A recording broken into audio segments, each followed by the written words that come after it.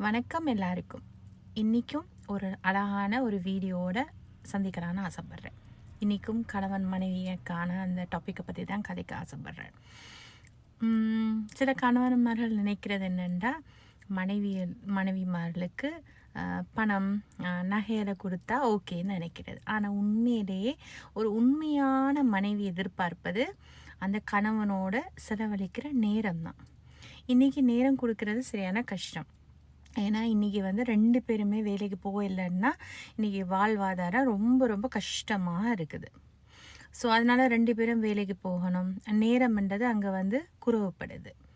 ஆனால் அந்த மனைவியானவள் வந்து தன்னுடைய கணவன் தன்னுடைய மட்டும்தான் இருக்கணும், தன்னுடன் அரவணைக்கணும், தன்னுடன் பேசணும். அதை தான் ஒரு மனைவி எதிர்பார்க்குறது.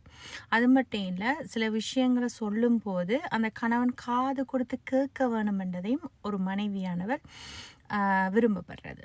ஆனால் இன்றைக்கி வந்து மிக மிக மிக குறைவு. நான் ஒரு வீடியோவை அட்டாச் பண்ணுறேன் பாருங்கள். ஸோ உண்மையிலே திருமணம் சொல்லும்போது வந்து பிரச்சனைகள், கஷ்டங்கள், அதாவது துன்பங்கள், சந்தோஷம், இப்படி ஒவ்வொன்றும் இருக்கும். சரியா? வந்து வந்து வந்து போகும். அதுதான் திருமணம். ஸோ அதில் ஒரு சின்ன ஒரு டயலாக் எனக்கு மனசுக்கு கவர்ந்தது. அது உங்களோட ஷேர் பண்ண ஆசைப்படுறேன், பாருங்கள். கல்யாணம் பண்ண ஆண்கள் எல்லாருக்கும் ஒரு சின்ன அட்வைஸ். உங்களுக்கு 1000 சொந்தம் இருந்தாலும் சரிங்க, ஆனா உங்களோட மனைவி உங்க கூட இல்லனா நீங்க அனாதை தாங்க. அத மட்டும் என்னைக்கு மறந்துடாதீங்க. உங்களோட மனைவிய அன்பாவும் அக்கறையாவும் பாத்துக்கோங்க. உங்களோட மனைவியோட பாசத்தை என்னைக்குமே அலட்சியப்படுத்தாதீங்க. ஓகேவா?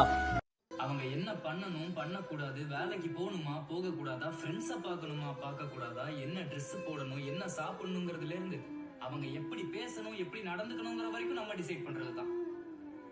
அவங்க வீட்டுக்கு அவங்க போகணும்னா கூட நம்ம பர்மிஷன் வாங்கிட்டு தான் போக முடியும். ஆனா நம்ம என்ன வேணா பண்ணலாம், எப்படி வேணா இருக்கலாம். அதுக்கு நாய்க்கு போடுற மாதிரி நம்ம அவங்களுக்கு கொடுக்குற போற காதல், லவ், பியார், பிரேமா எனக்கு புரியல. என்னால இந்த ஆட்டு மந்தையில ஒருத்தனால இருக்க முடியாது.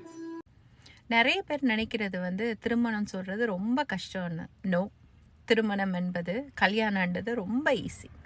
விட்டு கொடுத்து வாழ்ந்து, மன்னிச்சு, ஒருத்தருக்கு ஒருத்தர் அன்பு காட்டி, அவங்களுக்கு ஏற்ற மாதிரி நாங்கள் வாழவும் முடியும். ஸோ ரொம்ப ரொம்ப ரொம்ப ஈஸி.